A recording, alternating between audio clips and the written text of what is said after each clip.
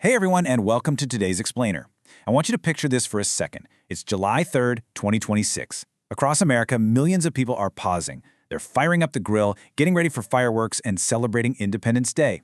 The financial markets are closed, and there's this collective, nationwide exhale as one of the busiest travel weekends of the entire year gets underway. But right underneath this temporary pause, massive structural shifts are quietly but completely transforming the global economy.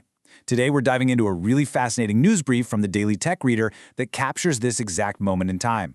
Because what we're looking at isn't a world waiting for the future anymore, it's a world that is aggressively building it. So, here is our roadmap for today. We're going to break this explainer down into 5 interconnected trends. 1. The mid-2026 snapshot. 2. AI becomes everyday utility. 3. The physical infrastructure boom. 4. Global resilience and markets. And finally, 5. The human element. All right, let's jump right into Section 1, the mid-2026 snapshot. July 3, 2026. The Daily Tech Reader hit the nail on the head with this quote, and it perfectly grounds everything we're about to talk about. Quote, "The Independence Day holiday provides a natural pause, revealing how consistent 2026's major themes have become: modernization, infrastructure investment, enterprise AI, and resilient long-term capital spending." So, what does that actually mean? It means we aren't riding wild, fluctuating hype cycles anymore. The major themes of 2026 are incredibly consistent. We're seeing this relentless drumbeat of modernization.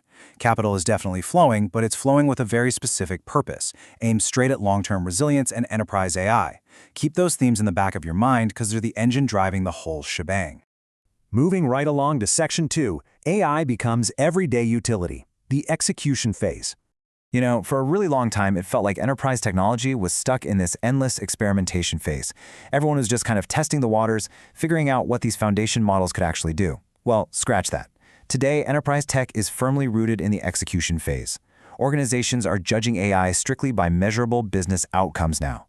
Practical, boots-on-the-ground deployment has totally replaced experimentation. AI has basically become the plumbing of the global economy. It's standard infrastructure.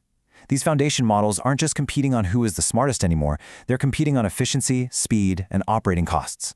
It is all about operational reliability now. So, what does this actually look like in the real world? Let's break it down by sector. In the enterprise space, AI agents are actively running in live production environments. Developers are leaning heavily on AI coding assistants to build software, but it definitely doesn't stop at office work. Get this, in the science sector, AI is literally helping plan Mars exploration. How wild is that?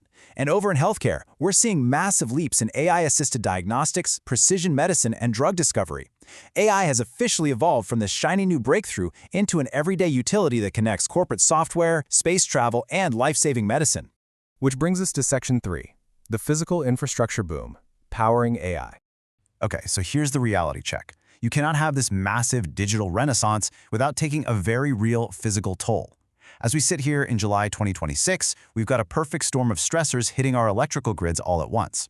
You've got sustained summer heat, placing heavy demands across multiple states, right? Standard summer stuff.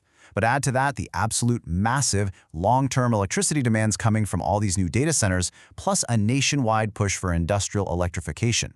Utilities are literally being forced to rip up their old playbooks and completely reshape their long-term planning to handle this AI-driven growth. And because of those mounting stressors, we are officially in the era of grid resilience. It's not just a buzzword, it's a major investment priority. To make sure our shiny new digital economy doesn't literally go dark, public and private capital is pouring into modernizing our transmission infrastructure. We are talking massive expansions in battery storage, huge investments in renewables, and a really strong renewed focus on nuclear energy policies. Energy security is a top-tier strategic priority right now, and the race is absolutely on to build the power grid of the future. But hey, it's not just about keeping the lights on. The physical building blocks of this entire era, the semiconductors, are seeing exceptionally strong demand. We need processing power, and we need a lot of it.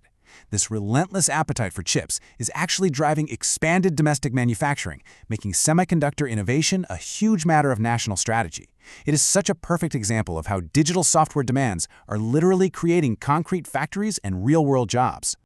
Let's zoom out a bit for Section 4, global resilience and markets, stable markets. So how is the rest of the world holding up through all this? Well, the data shows a remarkably resilient global supply chain that is adapting to some pretty serious geopolitical uncertainty. Despite the tensions out there, global trade routes are holding strong, Middle East diplomacy is keeping energy markets relatively stable, and commercial shipping through the highly critical Strait of Hormuz is completely uninterrupted. Meanwhile, NATO is keeping a very close watch on European security as Ukraine and Russia continue their long-range military operations. But through all of this, international investment remains cautiously optimistic and oil prices are holding steady. The global system is definitely bending, but it is for sure not breaking. And when we look back at the domestic economy, that global resilience is totally mirrored here at home. Recent U.S. employment data points to a generally resilient labor market as we head into the holiday weekend. Investors are keeping a close eye on employment, inflation, and growth for the second half of the year.